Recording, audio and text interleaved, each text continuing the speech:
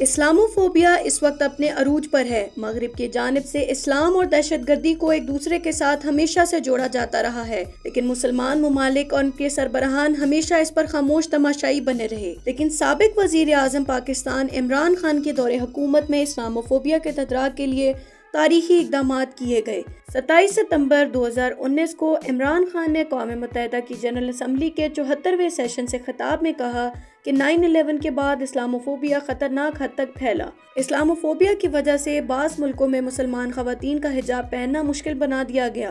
کچھ مغربی رہنماؤں نے اسلام کو دہشت گردی سے جوڑا، جس کی وجہ سے اسلاموفوبیا نے جنم لیا۔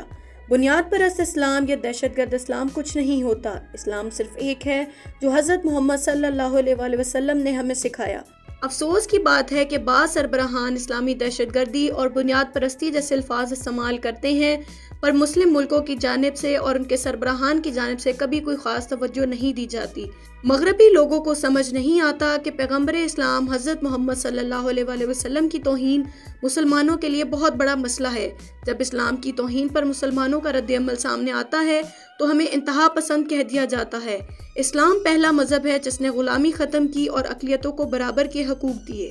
25 ستمبر 2020 کو سابق وزیر اعظم پاکستان عمران خان نے اقوام متحدہ کی جنرل اسمبلی کے 75ویں اجلاس سے آن لائن خطاب میں انڈیا پر تنقید کرتے ہوئے کہا کہ انڈیا میں ریاست نے اسلاموفوبیا کو فروغ دیا۔ دنیا میں اسلاموفوبیا کے خاتمے کے لیے ایک عالمی دن مقرر کیا جانا چاہیے۔ RSS کے انتہا پسندانہ نظریے کی تشکیل 1920 کی دہائی میں کی گئی اور اس نظریے کا نشانہ مسلمان اور کسی حد تک مسیحی بنے۔ جنرل اسمبلی اسلاموفوبیا سے نپٹنے کے لیے رائے شماری کرائے اور اس کے خلاف ایک عالمی دن مقرر کرے۔ 25 اکتوبر 2020 کو متنازع خاکوں کے معاملے پر عمران خان نے فیس بک کے سربراہ مارک زکربرگ کو خط لکھا اور اسلام مخالف مواد پر پابندی کی گزارش کی۔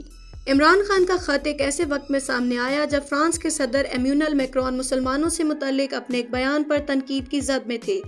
یہاں یہ بھی خیال رہے کہ اس وقت فرانس کے صدر ایمینوئل میکرون نے پیغمبر اسلام کے متنازع کارٹون کے حوالے سے فرانس کے موقف کا ایک مرتبہ پھر دفاع کیا تھا۔ انہوں نے کہا تھا کہ فرانس ان سے دستبردار نہیں ہوگا۔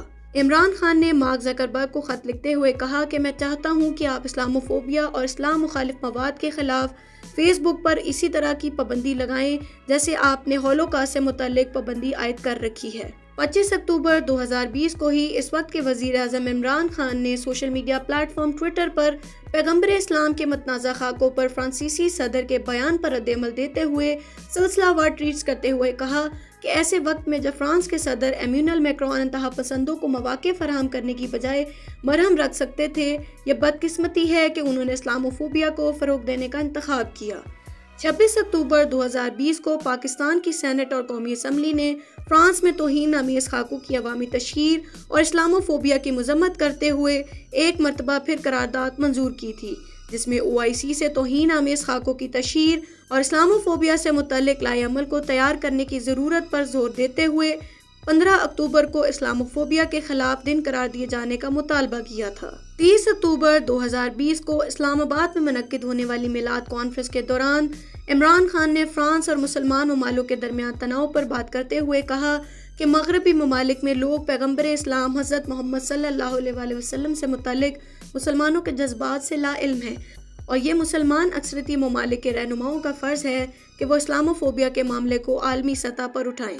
10 اکتوبر 2021 کو عمران خان نے رحمت للعالمین اتھارٹی بنانے کا اعلان کیا۔ اس وقت کے وزیر اعظم عمران خان نے ربیع الاول میں عشرہ رحمت للعالمین کی تقریبات کا آغاز کرتے ہوئے کہا کہ ملک اور پوری دنیا کو اسلام اور نبی اکرم صلی اللہ علیہ وآلہ وسلم کی سیرت سے آگاہ کرنے کے لیے رحمت للعالمین اتھارٹی بنائی ہے۔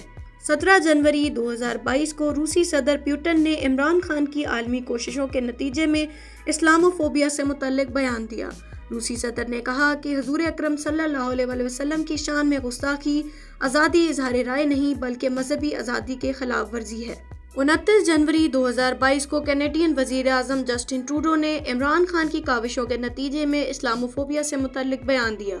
سابق وزیر اعظم عمران خان نے کینیڈین ہم منصب جسٹن ٹروڈو کی جانب سے اسلاموفوبیا سے نمٹنے کے لیے اپنے نمائندہ خصوصی مقرر کرنے کے فیصلے کا خیر مقدم کیا۔ 15 مارچ 2022 کو پاکستان اور OIC کی اسلاموفوبیا کے خلاف عالمی دن منانے کی قرارداد اقوام متحدہ کی جنرل اسمبلی نے منظور کی، جس پر سابق وزیر اعظم عمران خان نے امت مسلمہ کو مبارکباد دی۔ تاریخی قرارداد کے نتیجے میں 15 مارچ کو اسلام فوبیا سے نمٹنے کا عالمی دن قرار دے دیا گیا۔